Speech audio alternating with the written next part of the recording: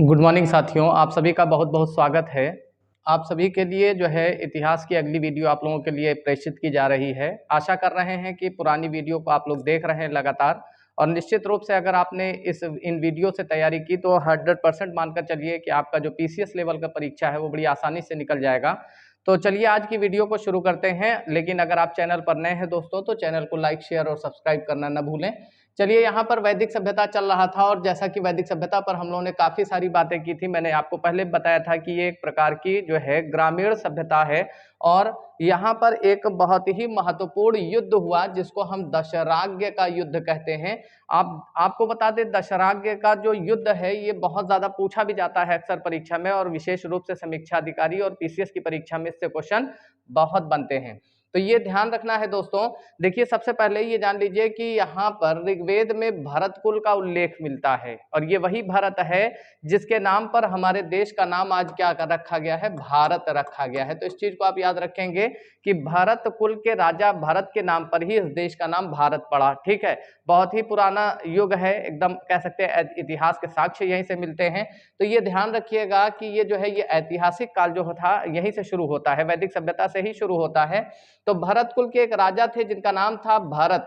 राजा भरत ने क्या किया, उनके जो प्रधानमंत्री थे यानी प्राइम मिनिस्टर थे उनका नाम था विश्वामित्र।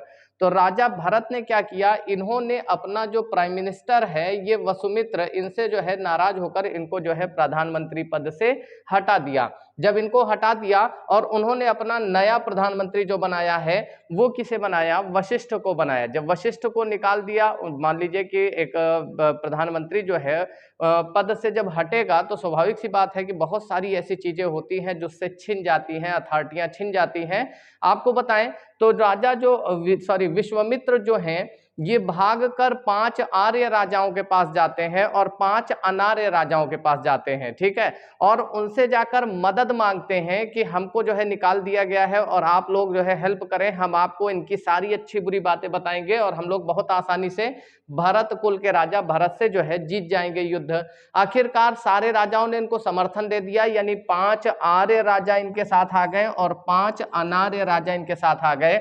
जब 5 आर्य और 5 अनार्य राजा एक साथ जुड़ते हैं तो सबने मिलकर भरत कुल पर आक्रमण कर दिया। लेकिन आपको बता दें कि अकेले 10-10 राजाओं को हराया था राजा भरत ने, इसीलिए इसे 10 राज्य का युद्ध भी कहा जाता है। अगर नाम से आप ध्यान देंगे तो आपको समझ में आ जाएगा कि इसे 10 राज्य का युद्ध इसीलिए कहा जाता है क्योंकि एक साथ 10-10 राजाओं को हराया था राजा भरत ने। अब ध्यान दें, इसके अलावा ये जो युद्ध था दोस्तों ये रावी नदी के किनारे हुआ था, और मैंने पुरानी वीडियो में आप लोगों को बता रखा है कि जो रावी नदी थी उसको परुषणी कहा जाता था उस समय। यानी अगर यहाँ पर ऑप्शन में रावी नहीं लिखा होगा दोस्तों तो वहां पर क्या लिखा होगा, परुषणी लिखा होगा। इस बात को आप लोग नोट करते चलिए सारे पॉइंट, और बहुत ज्यादा महत्वपूर्ण पॉइंट है। आगे देखते हैं। देखिए, ऋग्वेद में आपको पता है कि मंडलों की संख्या कितनी है, 10 मंडल है। और पहले पुरानी वीडियो में यह भी बताया है कि इसके सूक्तियों की संख्या कितनी है, तो 1028 सूक्तियां हैं। अगर मंत्रों की बात की जाए तो कह सकते हैं 1026 जो है इसमें कह सकते हैं यहाँ पर जो है आपका मंत्रों की संख्या मिलती है। और ये भी ध्यान बताया था कि जो ऋग्वेद का सबसे नया मंडल है वो कौन सा है, सबसे पुराना मंडल जो है वो दूसरा और 7वां है। और ये भी बताया था कि जो आपका सबसे नया मंडल है वो कौन सा है, तो पहला मंडल, और जो 10वां मंडल है ये सबसे ज्यादा नया मंडल है। और आपको ये भी ध्यान रखना है कि ऋग्वेद का जो 10वां मंडल है इसमें ये एक बात को डिफाइन किया गया है, कहा गया है ऋग्वेद के 10वें मंडल में कि ये राजा का दायित्व है, ये राजा का कर्तव्य है कि वो राष्ट्र की रक्षा करे। यानी एक राजा के कर्तव्यों के बारे में उसको समझाया जा रहा है। और ऋग्वेद के 10वें मंडल में कहा गया कि हर राजा का, ये जो भी राजा होते हैं, चूंकि सबसे बड़ी इकाई जो थी उस समय दोस्तों वो राष्ट्र ही हुआ करती थी, और राष्ट्र का जो सर्वप्रमुख पदाधिकारी होता था उसी को राजा कहा जाता था। और यहाँ पर 10वें मंडल में कहा गया कि राजा का ये कर्तव्य है, ये उसका काम है कि वो अपनी जनता का क्या करे, उसकी रक्षा का कार्य करे, उसके रक्षण का कार्य करे।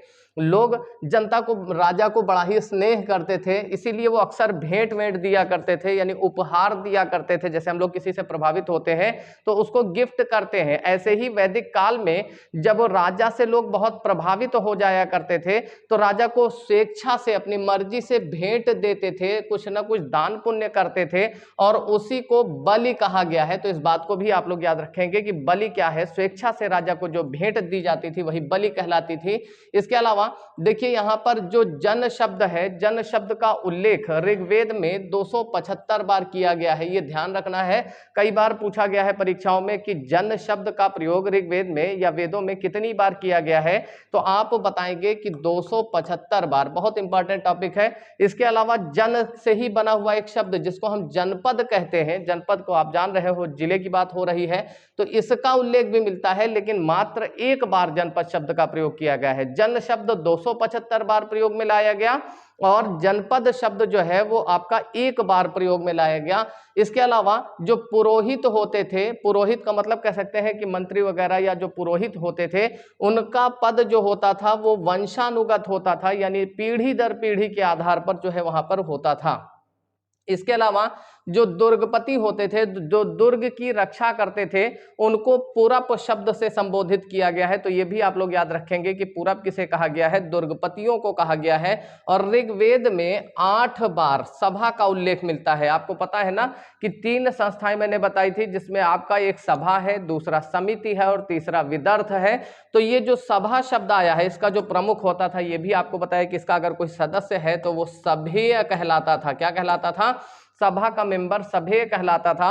और सभा का जो अध्यक्ष होता था वो सभापति कहलाता था। क्या कहलाता था? सभापति कहलाता था। तो ये जो ऋग्वेद है इसमें 8 बार सभा का उल्लेख या सभा पर चर्चा करने का कार्य किया गया है। इसके अलावा जो विश्व शब्द है ये 170 बार आया है साथियों। विश्व शब्द का प्रयोग, जब आपको बताया है कि बहुत छोटी इकाई, समाज की सबसे छोटी इकाई जो है वो ग्राम कहलाती थी, जिसका मुखिया ग्रामीणी कहलाता था। जब काफी सारे गांव एक साथ मिल जाया करते थे तो उनसे एक विश्व बना करता था, और विश्व का जो मुखिया होता था वो विश्वपति कहलाता था। और विश्व शब्द का उल्लेख कितनी बार आता है दोस्तों? तो 170 बार जो है विश्व शब्द का प्रयोग किया गया है। स्टार बना के लिखिएगा। और ये मैंने पहले भी बताया कि राष्ट्र जो है वो समाज की सबसे बड़ी इकाई होती थी, और उसका मुखिया जो होता था वो राजा कहलाता था। अगला देखें, एक ग्रंथ है जिसे एक ब्राह्मण ग्रंथ, जिसे शतपथ ब्राह्मण कहा जाता है। इसमें महिलाओं के सम्मान के लिए कहा गया है, उनके सम्मान के लिए उनको अर्धांगिनी कहा गया है, यानी हमारे शरीर का आधा हिस्सा, या ये कह सकते हैं तो अर्धांगिनी शब्द जो यूज किया गया है वो कहाँ से लिया गया है? शतपथ ब्राह्मण से लिया गया है दोस्तों।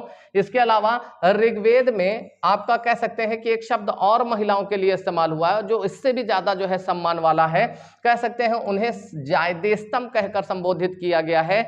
जायदेस्तम का मतलब होता है महिला ही घर है, यानी अगर महिला नहीं है तो घर घर नहीं है, यानी आप बिना महिला के आप घर की कल्पना नहीं कर सकते हैं। इसका बस इतना सा मतलब है, यानी आप कह सकते हो कि महिलाओं का महत्व इतना ज्यादा बताया गया, महिलाओं का सम्मान इतना बताया गया है। ऋग्वेद में कहा गया कि जायदेस्तम, मतलब ये कह सकते हैं कि महिला ही जो है वो घर है, बिना महिला के कोई घर घर हो ही नहीं सकता, यहां तक कह दिया गया है ऋग्वेद के अंदर। आगे देखें, जो पुरुष सूक्त है इसका भी वर्णन मिलता है। और एक बात यहां पर ध्यान रखिएगा, जो वर्ण व्यवस्था है इसमें मैंने आपको बताया था कि जो ब्रह्मा जी है उनके मुख से ब्राह्मण का जन्म हुआ है, भुजाओं से क्षत्रिय का जन्म हुआ है, पेट से या उदर से वैश्य या व्यापारियों का जन्म हुआ है, और चरणों से ही शूद्र का जन्म हुआ है। इसी तरह से एक चीज और ध्यान रखिएगा कि जो वर्ण व्यवस्था थी ये पूर्व वैदिक काल में जो है आपका जन्म पर आधारित थी, जबकि उत्तर वैदिक काल में ये जो है आपका कर्म पर आधारित, पहले ये कर्म पर आधारित थी और बाद में वर्ण पर आधारित हो जाती, मतलब जन्म पर आधारित हो जाती है। पहले जो जिसका पुत्र था वो जैसा व्यक्ति कार्य चुन लेता था, यानी पूर्व वैदिक काल में जो जैसा कार्य चुन लेता था उसी के हिसाब से उसका वर्ण निर्धारित हो जाता था। जबकि उत्तर वैदिक काल में ब्राह्मण का लड़का ब्राह्मण होगा, क्षत्रिय का बच्चा ही क्षत्रिय होगा। तो ये चीज वहां पर जन्म पर आधारित हो गई थी। ठीक है। अब एक कथन मिलता है ऋग्वेद में जिसमें कहा गया कि कि जो मैं एक जो है मैं आटा पीसती हूँ, मेरे पति कवि है और मेरा जो पुत्र है वो चिकित्सक है। मतलब कहने का ये है कि एक महिला और ऋग्वेद में ये बता रही है, इस कथन से ये पता चलता है कि मैं जो है मतलब व्यापार कर रही हूँ, आटा पीस रही हूँ, मेरे पति जो है वो आपका एक चिकित्सक है, तो वो वेद है या वो जो है चिकित्सक है, यानी रोगों से लड़ने का काम कर रहे हैं। और इस तरह से मतलब एक ही परिवार में कई सारे वर्ण के लोग पूर्व वैदिक काल में रहा करते थे। इसके अलावा ध्यान दें, यहाँ पर कई सारे नाम आते हैं। कुछ महिलाएं ऐसी थी जो बहुत तेज थी, पढ़ने लिखने में बहुत तेज थी, जिनको विदुषी महिलाएं कह सकते हैं। और ये कौन थी? ये आपका अपाला थी, लोपमुद्रा थी या लोपामुद्रा भी आता है, घोषा है, विभावरी है, सिक्ता है। ये सब क्या थी? ये सब जो है विदुषी महिलाएं होती थी। और विदुषी महिलाओं के लिए ऋग्वेद में एक शब्द यूज किया गया है, ऋषि। ऋषि उन महिलाओं को कहा जाता था जो कि बहुत ज्यादा तेज तर्रार होती थी, बिल्कुल मेधावी जो है कह सकते हैं लोग होते थे या मेधावी लड़कियां होती थी, उनको ऋषि कहा गया है। इसके अलावा उर्वरा किसे कहते थे? तो जो जुता हुआ खेत होता था दोस्तों, जैसे कोई खेत है उसकी जुताई का कार्य कर दीजिए, उस खेत को जो है जुता हुआ जो खेत होता था उसी को आपका क्या कहते थे? उसी को उर्वरा कहा जाता था। इसके अलावा जो खिल्य है, ये पशुचारण के लिए जो भूमि होती थी, पशुचारण के योग्य जो भूमि होती थी उसे ही कहा जाता था आपका खिल्य। इसके अलावा एक शब्द आता है खल। ये जो खल शब्द है खलिहानों के लिए प्रसिद्ध था या खलिहानों के लिए प्रयुक्त होता था। इसके अलावा काफी सारे शब्द हैं ऋग्वेद में या जो वैदिक काल में प्रचलन में थे और परीक्षा की दृष्टि से भी बहुत ज्यादा महत्वपूर्ण है। तो इन पर बिना चर्चा किए इस चैप्टर को आप कंप्लीट नहीं मान सकते हैं। लोग आमतौर पर इसको छोड़ देते हैं, इसलिए छोड़ देते हैं क्योंकि वो समझ में नहीं आता है। लेकिन आपको बता दें कि परीक्षक जो है इन्हीं बिंदुओं को छूता है जहां से आप विश्वास नहीं कर सकते, वहीं से क्वेश्चन बनाता है। उसको पता है कि आपने पूरा वैदिक काल पढ़ रखा है और उसके बाद फंसना और फंसाने का जो कार्यक्रम चलता है वो यहीं से चलता है। तो इस चीज को ध्यान रखिएगा। देखिए यहां पर एक शब्द आया है किरीश। वैदिक काल में किरीश कहा जाता था, जो गोबर से बनी हुई जो खाद हुआ करती थी ना दोस्तों, उसको ही किरीश कहा जाता था। तो इस बात को भी आप याद रखेंगे। इसके अलावा जो बड़ी नालियां होती थी उनको कुल्या कहा जाता था। जैसे आमतौर पर आप देखिए घर में छोटी नालियां होती हैं और वो आगे जाकर बड़ी नालियों में मिलती हैं, वो नाली जाकर थोड़ा और बड़े नाले में मिलती हैं। तो ये जो बड़ी नालियां होती थी इनको क्या कहा जाता था? बड़ी नालियों को ही कुल्या कहा जाता था। और सरकारी जो भूमि होती थी, सरकार की जो जमीन होती थी, उसी को सीता भूमि कहा जाता था साथियों। तो ये भी आप ध्यान रखेंगे कि सीता भूमि क्या है।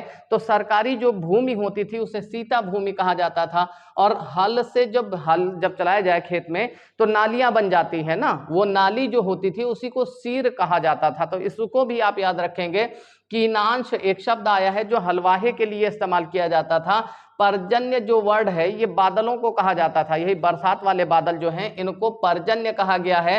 और महिलाओं की स्थिति देखिए, यहाँ पर लड़कियों को अधिकार होता था कि वो अपने पिता की संपत्ति में या पैतृक संपत्ति में भाग ले सकती थी, पैसा ले सकती थी, अगर पिता लड़कियों को बराबरी का अधिकार यहाँ पर देखने को मिलता है। इसके अलावा एक शब्द आता है कि पर्दा और जो सती प्रथा है इनका उल्लेख नहीं मिलता है। यानी आज जैसे आप देखिए कि बहुत सारे काल में कुछ ना कुछ आपका कुछ अच्छा कुछ बुरा मिलता है, लेकिन यहाँ पर आपका ना तो पर्दा जैसा प्रथा मिल रही है और ना ही यहाँ पर आपका सती जैसी प्रथा मिल रही है।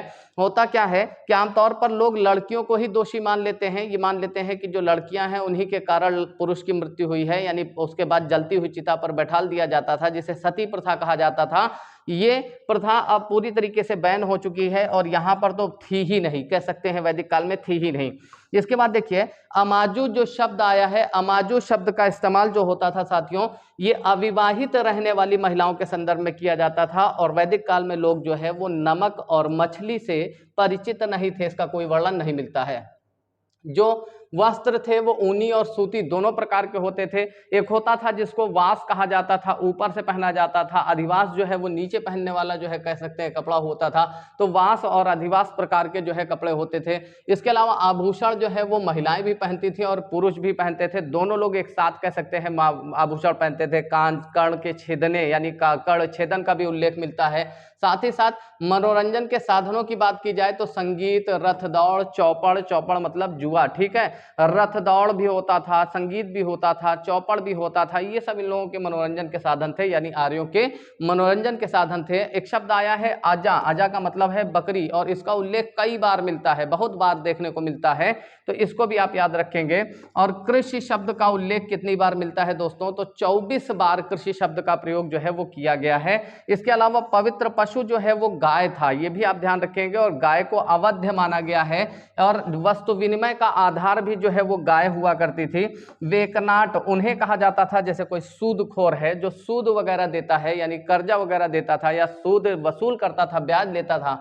ठीक है, आगे देखते हैं। अगर व्यापार की बात करते हैं तो व्यापार जल और थल दोनों माध्यमों से होता था, और ऋग्वेद में तो बाकायदा 100 पतवारों की नौका का उल्लेख मिलता है, साथ ही साथ जो समुद्र यात्रा है इसका भी वर्णन मिलता है। ऋग्वैदिक काल में जो सबसे प्रतापी देवता थे वो देवता इंद्र थे, और वैदिक काल में ये कह सकते हैं इनको पुरंदर कहा गया है। पुरंदर का मतलब होता है किलों को तोड़ने वाला, और ऋग्वेद के 250 सूक्त ऐसे हैं जहां पर देवता इंद्र का वर्णन मिलता है, या देवराज इंद्र पर चर्चा हुई है। ठीक है, इस चीज को आप ध्यान रखेंगे। इसके अलावा अन्य देवी देवता की बात करें तो अग्नि, सोम, पृथ्वी, वरुण, सूर्य, मारुत, ये सब ऐसे देवी देवता हैं जिनका उल्लेख मिलता है। साथियों, अगर वीडियो आपको अच्छी लग रही है तो आप जो है इसको ज्यादा से ज्यादा दोस्तों में लाइक करिए, इसको शेयर करिए, और जो है इस चैनल को सब्सक्राइब करवाइए और करिए। ठीक है, और लगातार अध्ययन करते रहिए। मैं पूर्ण प्रयासरत हूं कि आपके लिए एक लेवल का क्वेश्चन आपके सामने छांट कर रख सकूं जो परीक्षा की दृष्टि से बहुत ज्यादा महत्वपूर्ण है। तो आप सभी अपना सपोर्ट इसी तरह से बनाए रखिए, ताकि हम लोगों की जो मेहनत है वो सार्थक होती रहे और उसका प्रभाव दिखता रहे। अगर आपका कोई डाउट है तो आप जो है कमेंट बॉक्स में डाल सकते हैं, और ये ध्यान रखिएगा कि आप जो है हमसे बराबर संपर्क में रहिए, क्योंकि हम जो क्वेश्चन कर रहे हैं वो आपका बहुत ही इंपॉर्टेंट क्वेश्चन है। ठीक है, और एक चीज ध्यान रखिएगा, ये 72 75 12 90 52 जो अगर आप जो है चैनल के व्हाट्सएप ग्रुप या टेलीग्राम से जुड़ना चाह रहे हैं तो इस नंबर को आप लोग सेव करके इस पे हाय हेलो कुछ भी लिख दीजिएगा, मैं आपको ऐड कर दूंगा। मिलते हैं अगली वीडियो में साथियों, और फिर भेंट होगी आप सभी से। तो चल लेते हैं विदाई। बहुत बहुत नमस्कार, बहुत बहुत शुक्रिया।